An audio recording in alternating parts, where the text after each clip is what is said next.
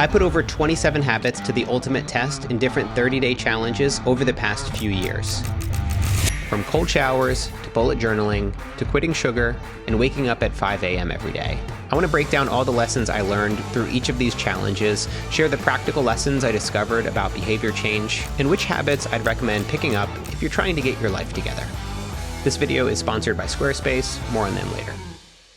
All right, guys, grab a cup of coffee, pull out your notebook, and get comfortable because this is going to be a very long deep dive into all the important takeaways from my many habit experiments over the years. I've organized the challenges into 7 broad categories: technology, nutrition, minimalism, mental health, physical health, productivity, and sleep. There's a little bit of overlap with some of these categories, but overall, I think it's gonna help you find the most valuable takeaways. I've also added chapters for every category and experiment so you can jump around if you'd like. Let's get into it. Let's start with technology. Modern technology is a blessing and a curse. It allows us to be more productive than ever before and also more distracted. From outright quitting my phone to using a flip phone to experimenting with digital minimalism, here's what I learned about how you can be more mindful with technology. I used a flip phone for 30 days, and I absolutely hated it. And that's not just my addiction speaking. Sure, there was the obvious benefit that you'd expect to see. I spent almost no time on my phone, but that benefit came at a big cost. Texting was tedious and took a really long time. It became such a point of friction that I just started replying to everyone with one simple letter, K. Like when my wife Nat would text me, "I love you," and I'd reply, K. That one got me into a little bit of trouble. And don't even get me started on the GPS. Completely useless. It was so bad that I had to resort to printing directions like it was 2005. But the biggest downside I didn't expect, I stopped capturing memories. My smartphone has become my camera, my journal, my map. The trade-off between convenience and happiness wasn't as simple as I'd thought. Probably the biggest benefit of using a flip phone, the satisfying sound when you close it. I said $4 million, okay? A fun experiment, but no, I would not recommend using a flip phone. We tried becoming digital minimalists. In my video, 4 Rules for Digital Minimalism, my wife and I dove into a 7-day experiment with setting strict digital boundaries, including no screens in bed. No phones in bed. That was your phone.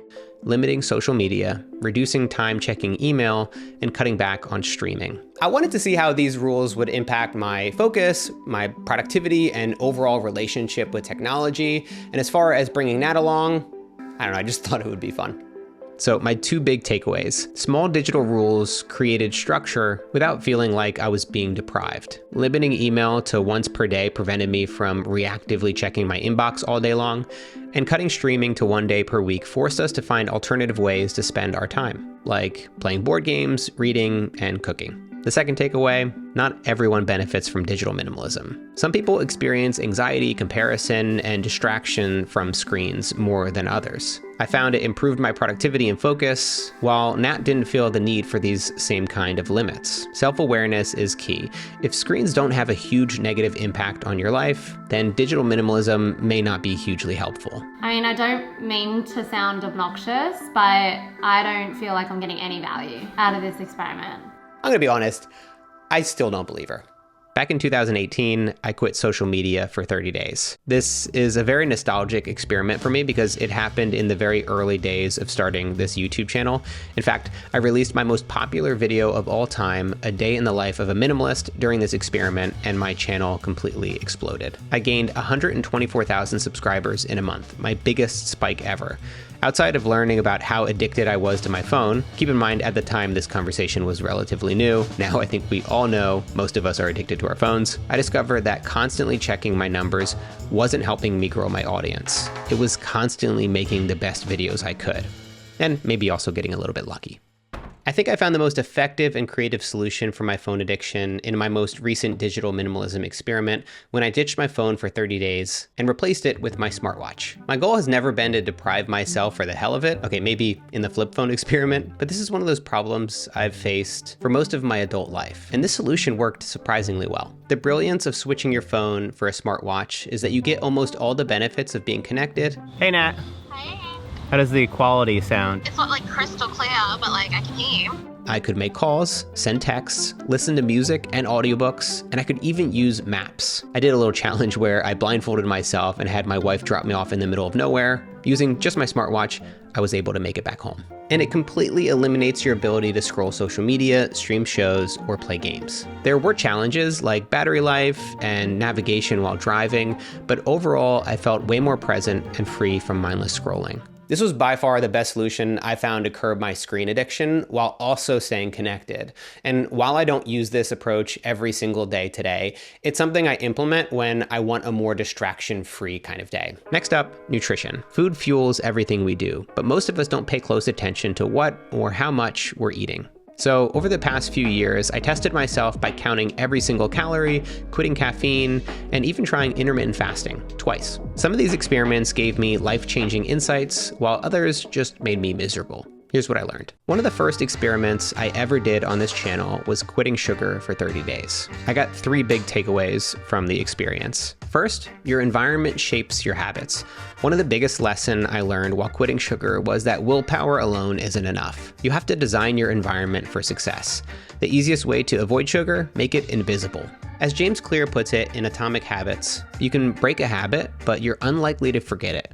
And that means you'll always be at risk of relapse. A more reliable approach is to cut bad habits off at the source. 2, after quitting sugar, my energy levels became more stable. I didn't fully realize how much my energy levels fluctuated throughout the day. That mid-afternoon slump, the sudden craving for a snack after dinner, it all made sense once I completely cut sugar out of my diet. Once I removed the sugar, those highs and lows started to disappear.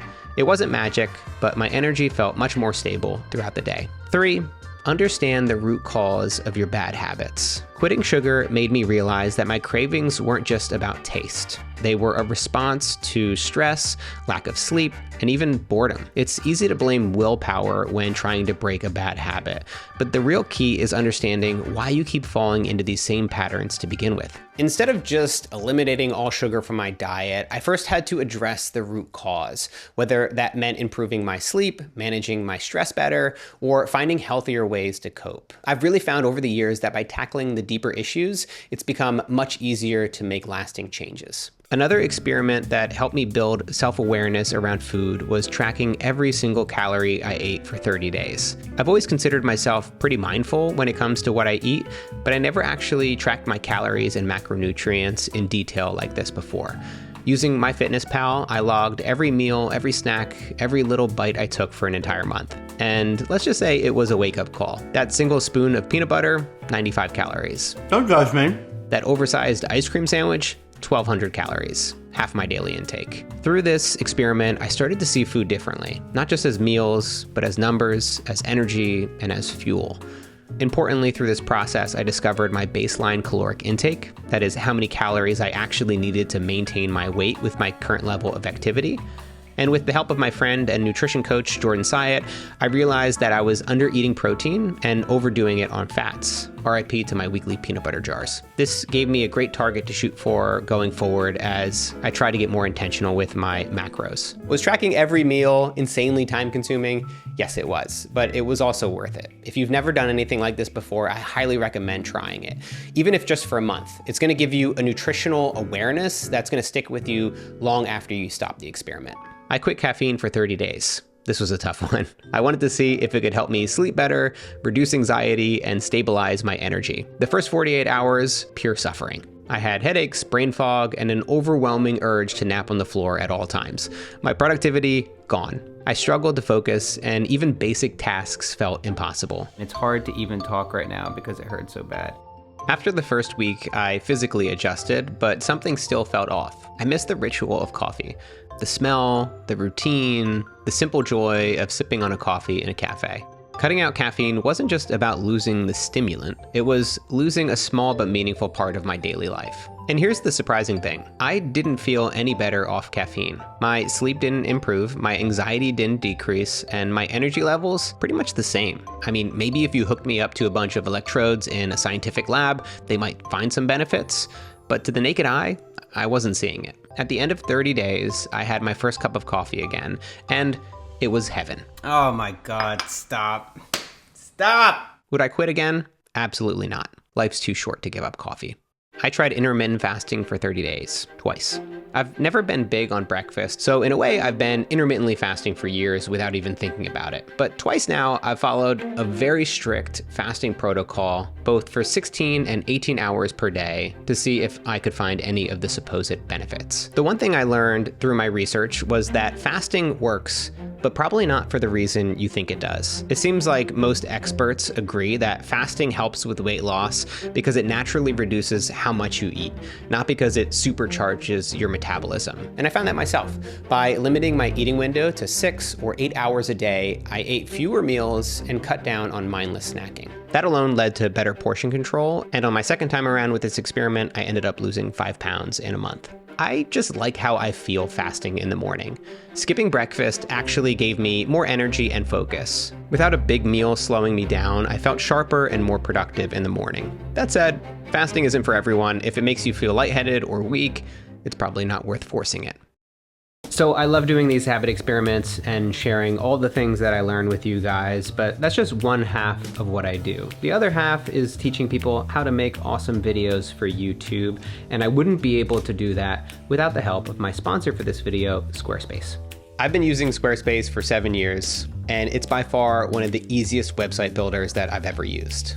It's effortless to get started, whether you're using their AI website builder or picking from one of their many beautiful templates. It's super quick to make changes, drag, drop, and dial in your settings like the perfectionist that you are.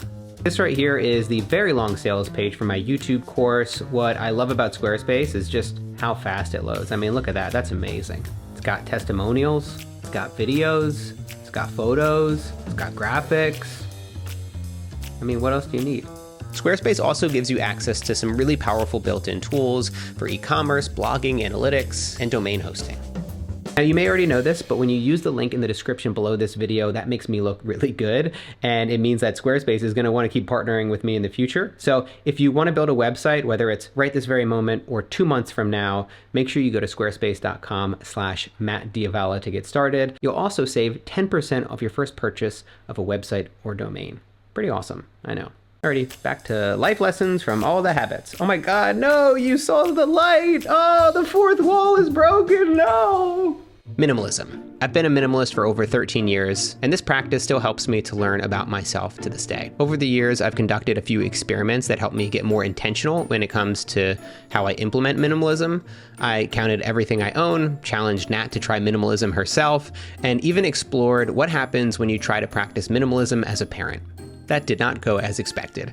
These experiments helped me to redefine what enough means to me and why I prefer living with much less than most. Do you remember that time I convinced Natalie to try minimalism for a week? I expected her to fully convert, find all the same benefits I had, and get down on her hands and knees praising the minimalist gods. That didn't happen. During this experiment, we hit 4 big categories in her life: her closet, her digital world, her beauty products, and her cooking condiments. First up, the closet. Nat packed away 99% of her wardrobe, leaving only 33 items. Unlike me, she didn't end up seeing the value in wearing the same thing every day. Go figure. Next, digital clutter. Her desktop was a disaster. This desktop is horrifying.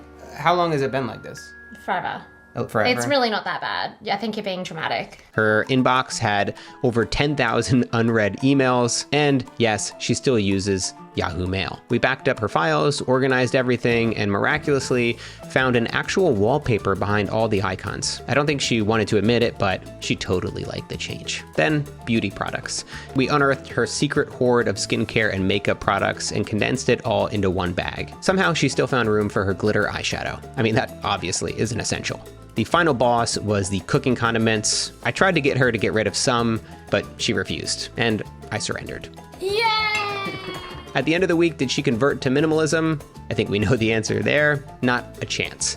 But I appreciate the fact that she entertained my lifestyle for a short period. The reality is that if you're a minimalist, you don't need to fall in love with a minimalist. You need to fall in love with someone that respects you and will do your ridiculous experiments for your YouTube channel, or something like that.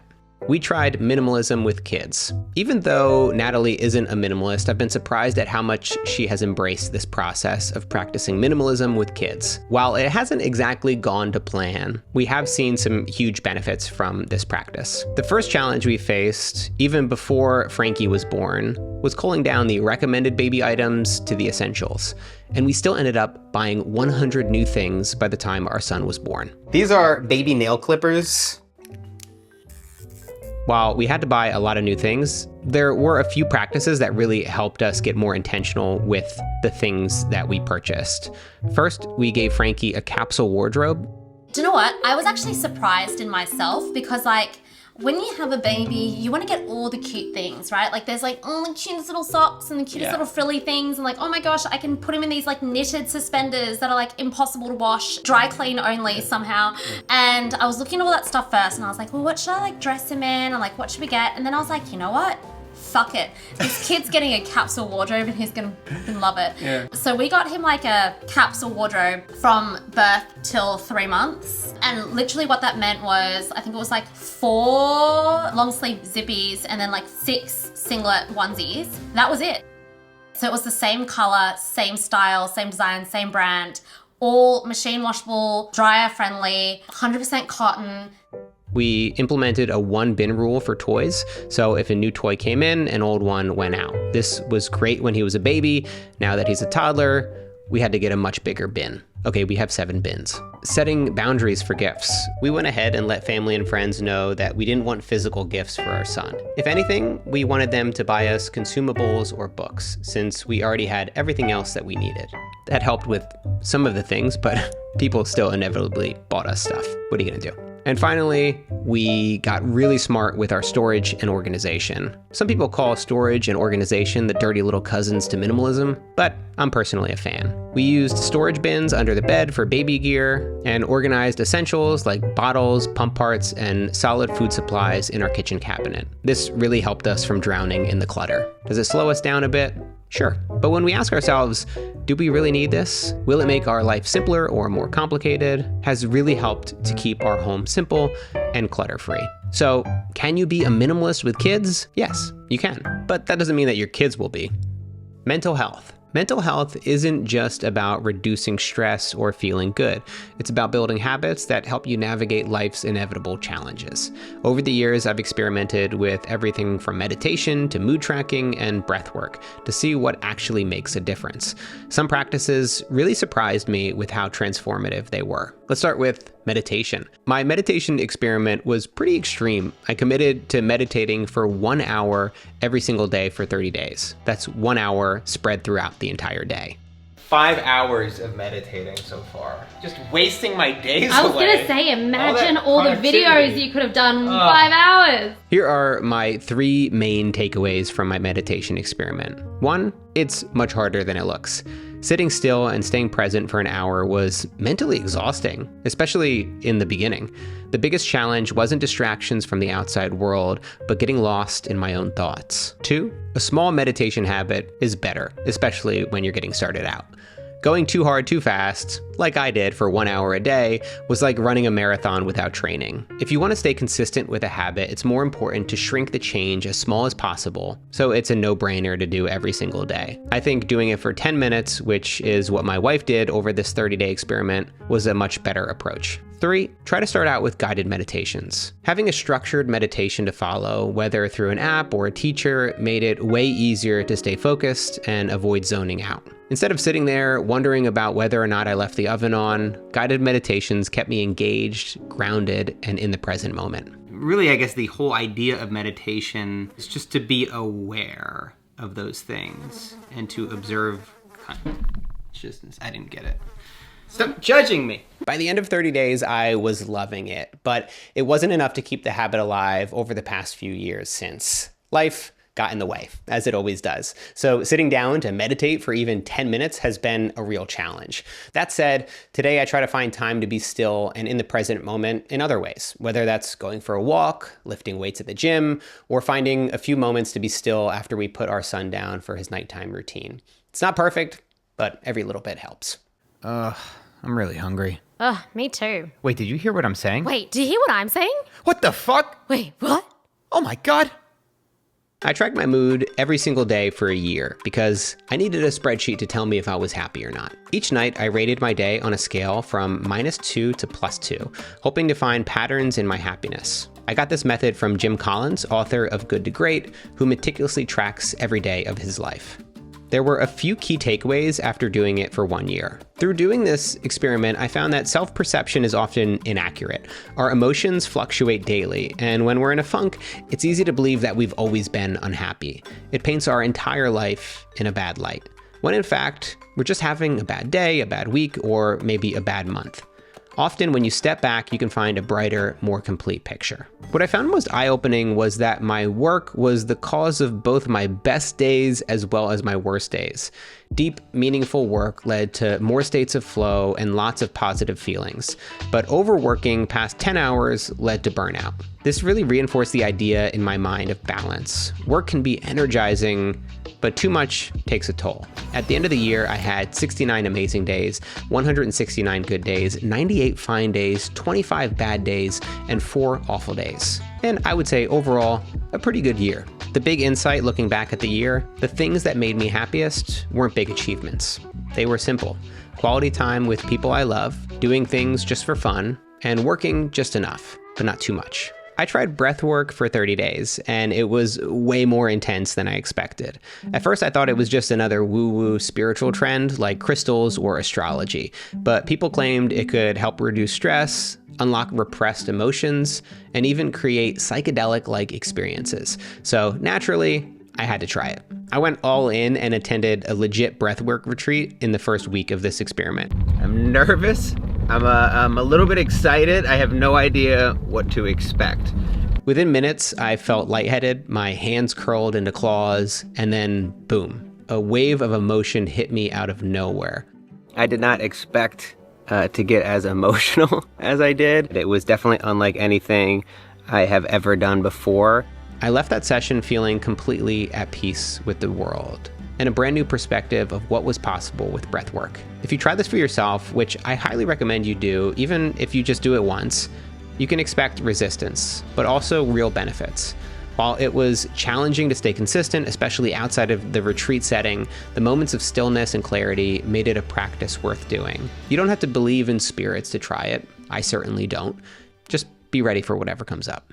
I journaled every day for 30 days. My goal, just dump my thoughts onto the page for 10 minutes every day. I learned my lesson from the meditation experiment. At first, this practice felt boring, unhelpful, and more like a chore. But halfway through the experiment, I went through one of the worst periods of anxiety I've ever had in my life. And suddenly, journaling became a way for me to process my thoughts. Writing things down helped me to sort through my emotions and make sense of what I was feeling in a way that thinking alone couldn't do.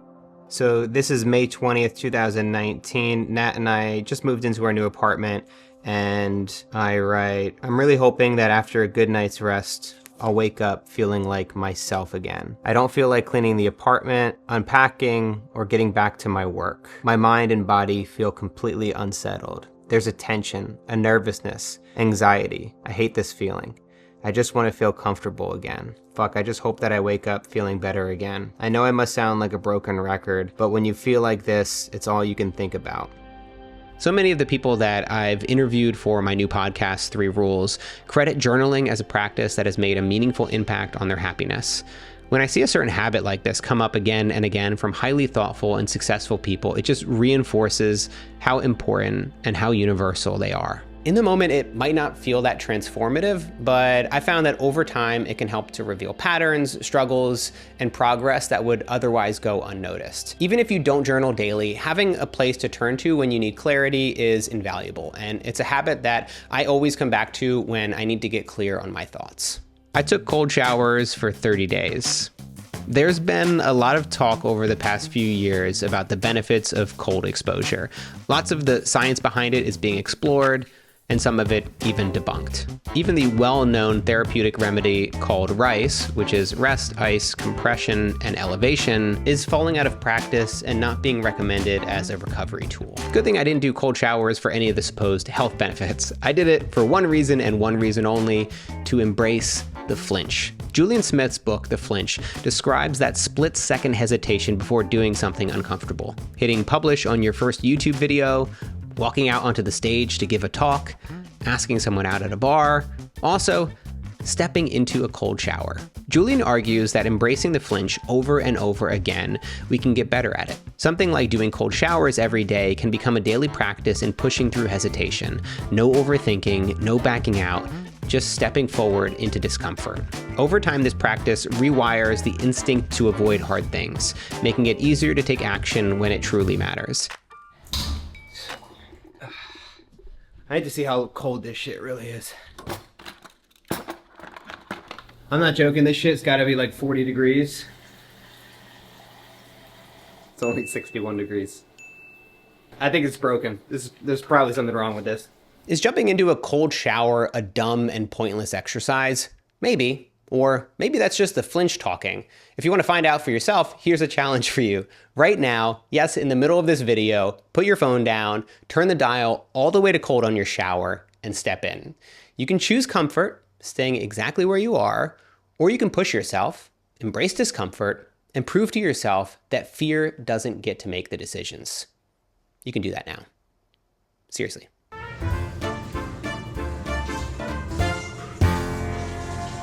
Physical health. Movement is one of the best things we can do for our bodies. But not all fitness practices are created equal. Some of the experiments I did were wildly simple, others a little bit more complicated. From walking more to doing powerlifting for 100 days.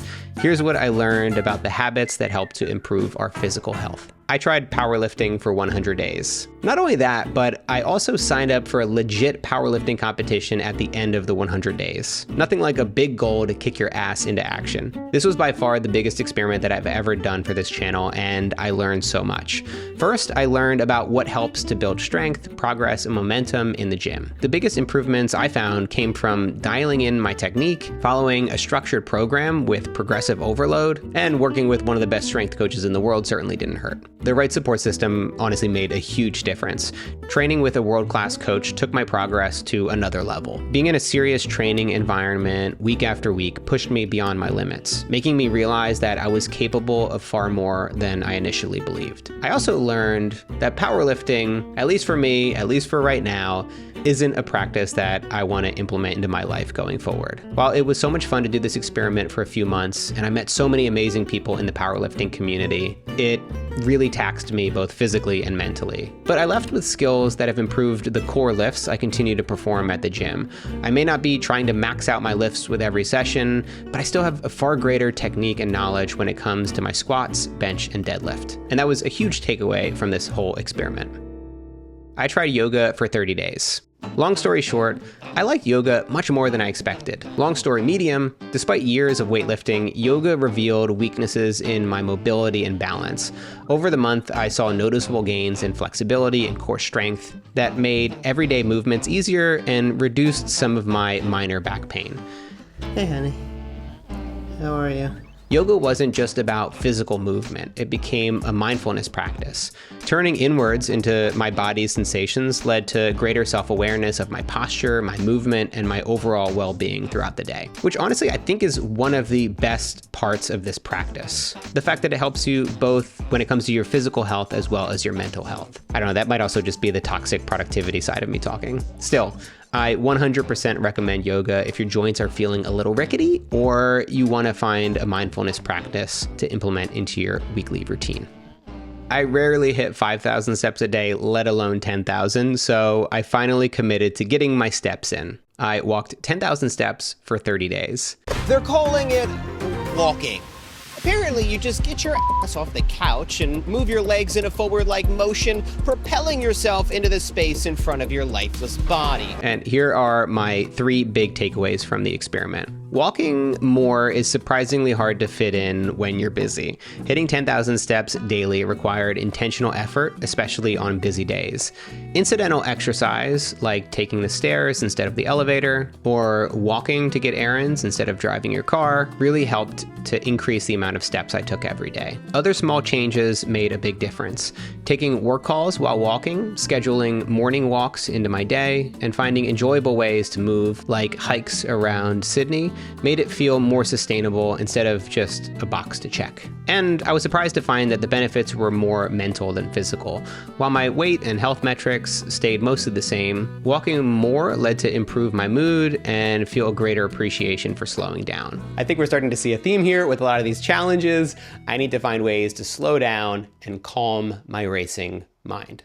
I tried mobility training for 30 days. Initially, I thought it was just about stretching, but I learned it's really more about strengthening your joints and connective tissue, helping to improve your range of motion, reduce pain, and prevent injuries. While I completely respect this mobility practice, I quickly realized that it wasn't that practical for me long term. There's no doubt that it helped. My range of motion improved, my joints felt stronger, and just like yoga, I became more aware of how my body moves. But it just doesn't fit into my current lifestyle. Between work, family, hobbies, and everything else I already prioritize, dedicating time every day to slow, controlled mobility drills felt like too much. I'm glad I did it, but as a dedicated practice, it's not something I have space for right now.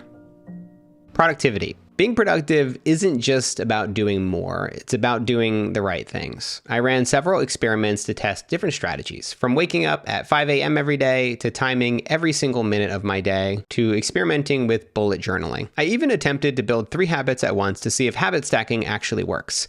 These experiments forced me to rethink how I approach my time and which strategies are actually worth using. I woke up at 5 a.m. every day for 30 days. And it kind of ruined my life. I thought I'd become a productivity guru or get the mindset strength of a Navy SEAL. Turns out the real challenge wasn't waking up early, it was getting enough sleep. Research shows that getting less than 7 hours of sleep wrecks your health, and I learned that firsthand. The first week was brutal. It felt like I had jet lag every day. Then I got actual jet lag on a trip home, barely slept, and turned into the worst version of myself. So it's just past 11 now. Finally getting to bed. I'm getting no sleep tonight. By the time I adjusted to this new routine, I realized something that is kind of obvious in hindsight.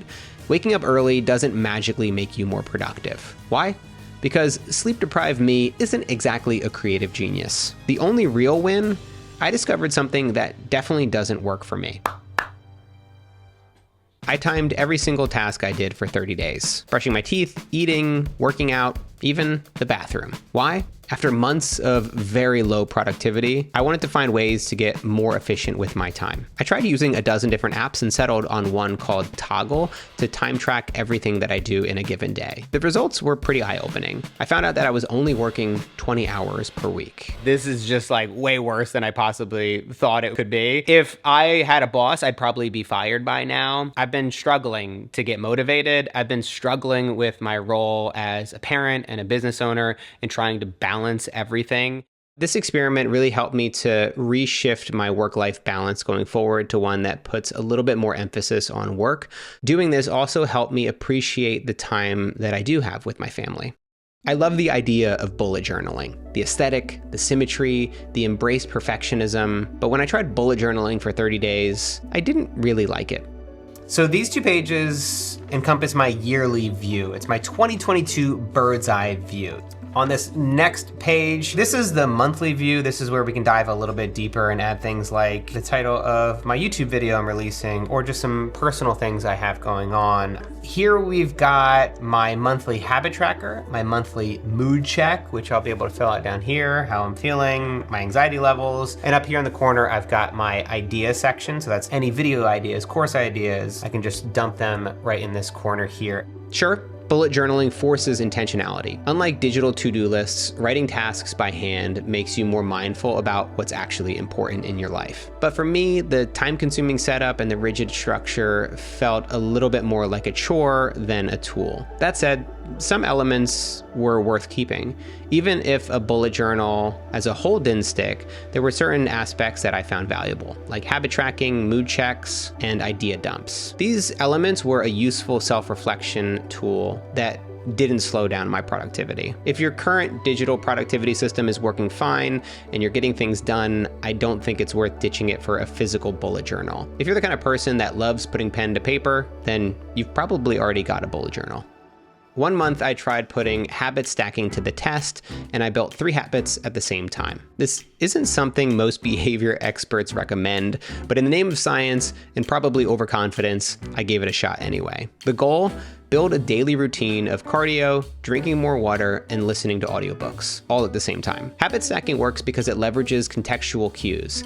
Linking a new habit to an existing one increases the likelihood of follow-through by reducing friction and relying on established neural pathways. I already had a solid gym routine going, so instead of trying to force 3 completely new habits into my life, I just built them into this thing that I was already doing. I also made a key decision to do cardio first before lifting weights. If I left it for the end, I knew I'd just make up excuses and walk right past the treadmill and out of the gym. To stay on track, I followed the 2-day rule. Never skip 2 days in a row.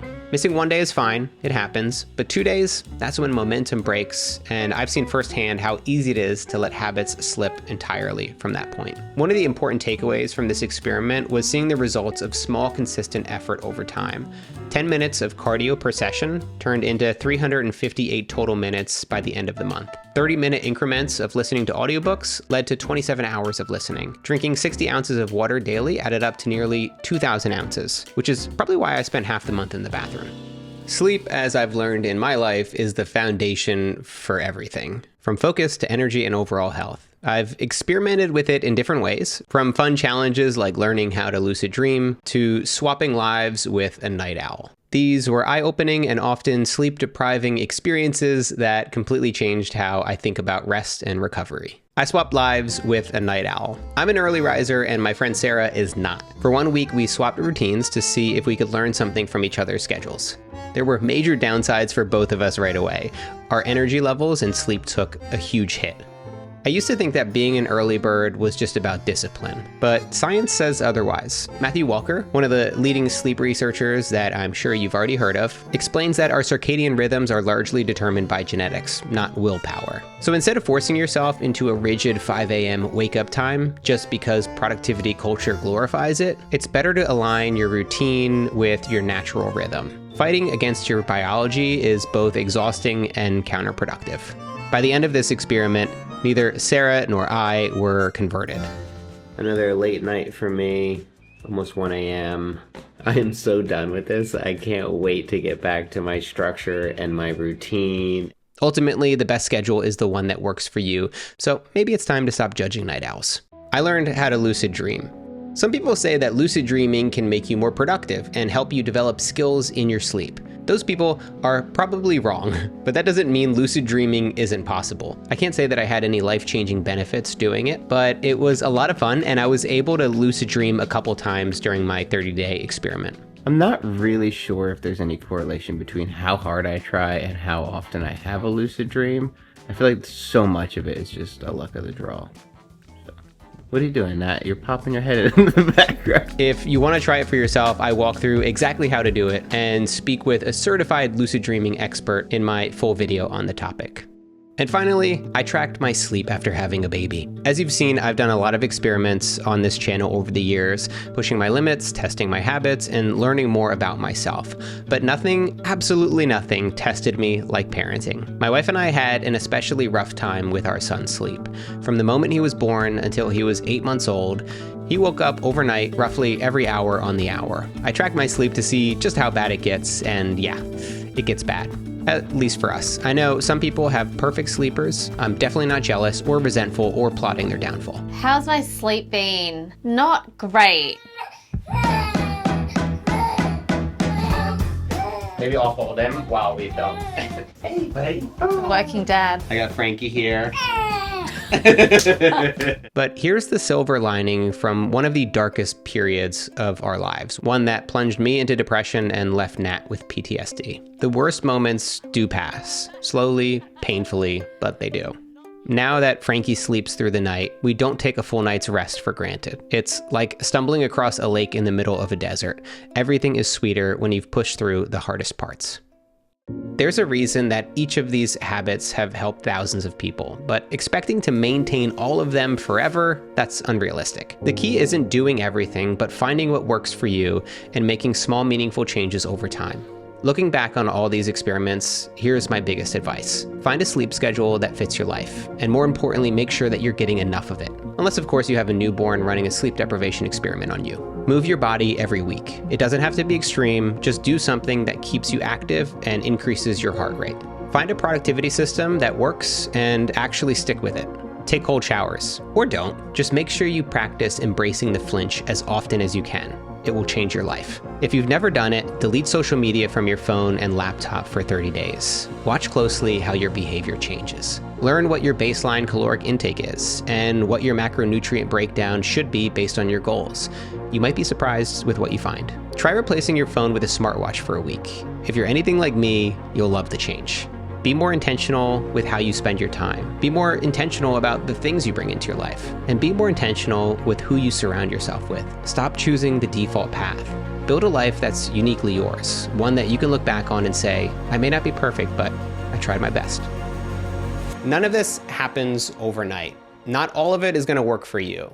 But when you treat life as one big experiment, you'll learn more about who you are and even more about the person you want to become. Thanks for watching.